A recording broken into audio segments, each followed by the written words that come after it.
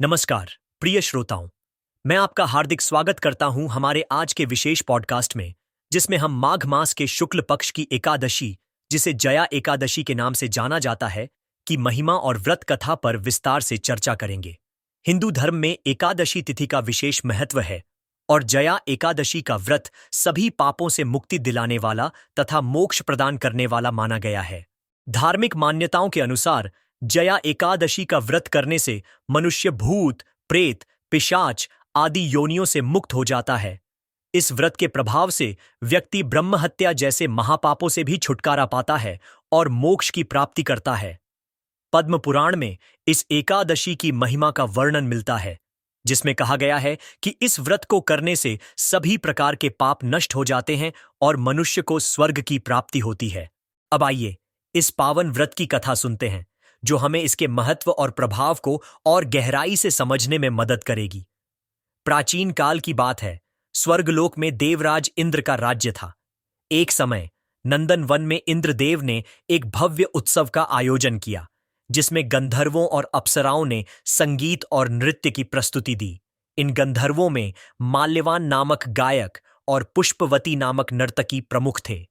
प्रस्तुति के दौरान दोनों एक दूसरे के रूप और गुणों पर मोहित हो गए, जिससे उनका ध्यान भंग हो गया और वे संगीत और नृत्य में त्रुटियां करने लगे।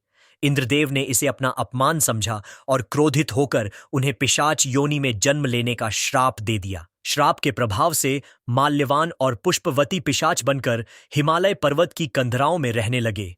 वहां उन्हें अत्यंत कष्टों का सामना करना पड़ा। एक दिन अत्यधिक दुखी होकर उन्होंने अपने पिछले कर्मों पर विचार किया और निर्णय लिया कि वे अब कोई पाप कर्म नहीं करेंगे। दैवयोग से उस दिन माघ मास के शुक्ल पक्ष की जया एकादशी थी। उन्होंने उस दिन उपवास रखा, किसी भी प्रकार का आहार ग्रहण नहीं किया और रात्रि जागरण किया। इस व्रत के प्रभाव से अगले दिन प्रातः होते ही वे पिशाच योनि से मुक्त हो गए और अपने पूर्व गंधर्व रूप में लौट आए। स्वर्ग लौटकर उन्होंने इंद्रदेव को प्रणाम किया और अपनी मुक्ति का कारण बताया। इंद्रदेव ने जया एकादशी व्रत के महात्म्य को समझा और उन्हें पुनः स्वर्ग में स्थान दिया। जया एकादशी के दिन प्रातःकाल स्नान आदि से शुद्ध होकर भगवान विष्णु की पूजा करनी चाहिए। व्रतधारी को इस दिन निराहार रहकर उपवास करना चाहिए और रात्रि में जागरण करते हुए भगवान के नाम का कीर्तन करना चाहिए। दूसरे दिन द्वादशी को ब्राह्मणों को भोजन कराकर स्वयं पारण करना चाहिए। प्रिय श्रोताओं, जया एकादशी का व्रत हमें यह सिखाता है कि सच्चे मन से किए गए प्रायश्चित और भक्ति से सभी पापों से मुक्ति मिल सकती है। यह व्रत न केवल आत्मशुद्धि का मार्ग प्रशस्त करता है, बल्कि भगवान की अनुकंपा प्राप्त करने का भी सशक्त माध्यम है। आशा है कि आपको यह कथा और जानकारी लाभदायक लगी होगी। हमारे साथ जुड़े रहने के लिए धन्यवाद। अगले एपिसोड में फिर मिलेंगे एक नई कथा और नई सीख के साथ। तब तक के लिए नमस्कार।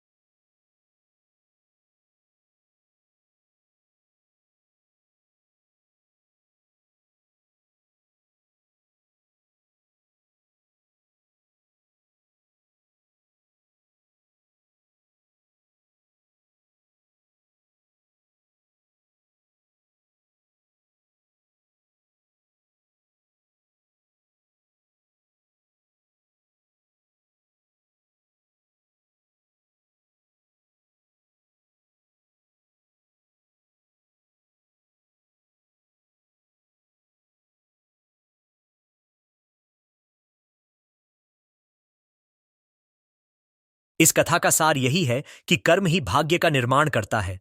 अगर मनुष्य केवल भाग्य के भरोसे बैठा रहेगा तो कुछ नहीं मिलेगा, लेकिन अगर वह मेहनत करता है तो वह अपने जीवन को मनचाही दिशा में मोड़ सकता है।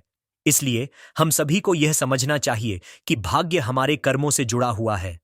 भगवान हमें कर्म करने की शक्ति देते हैं, लेकिन हम किस दिशा में जाते हैं यह हमारे ऊपर निर्भर करता है।